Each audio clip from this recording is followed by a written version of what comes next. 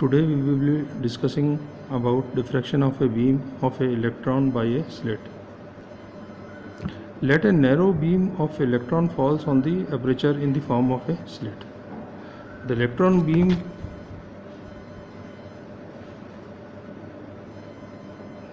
beam after passing through the slit spreads out due to diffraction effect and may be represented by a superposition of plane beams traveling in various directions, but all having the same frequency as the original wave, so that the diffraction pattern is viewed on the screen.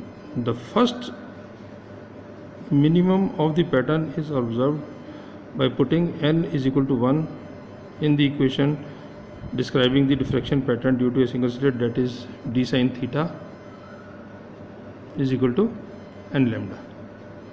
So here d will be delta y. So delta y sin theta, and for first pattern n is equal to 1, so delta y sin theta is equal to lambda, where delta y is the width of the slit and theta is the angle of deviation corresponding to first minimum. As the diffraction has taken place, evidently the electrons have passed through the slit, but we cannot say definitely at what place in slit the entrance of the electrons took place, so that the uncertainty in describing the position of the electron along y-axis is equal to the width of the slit, that is delta y. So delta y will be equal to lambda upon sin theta. Initially electrons are moving along x-axis, so that they have no corresponding momentum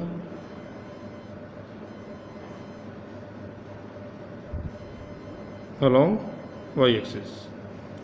As the electrons are deviated at the slit from the initial part to form the pattern, they acquire an additional component of momentum along y-axis.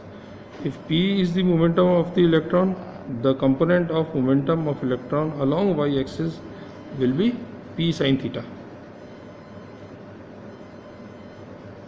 As the electron may be anywhere within the frequency within the pattern from minus theta to plus theta,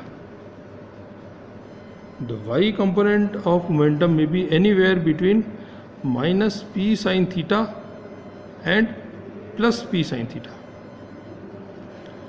so that the uncertainty in the y component of the electron delta py will be equal to what? Delta py is equal to p sin theta minus p sin theta, which is 2p sin theta. So delta py is equal to 2p sin theta, which is equal to p is what? We know that lambda is equal to h upon p. So we can write p as 2h upon lambda sin theta. So now what will be delta y into delta py?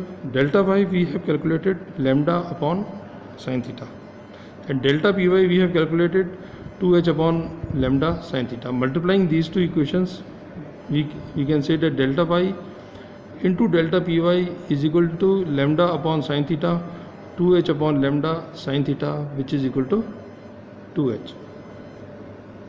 So delta y into delta py will be greater than or equal to h cross upon 2.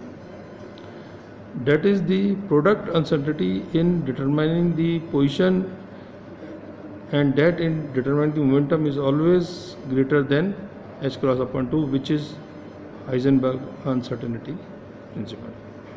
Thank you.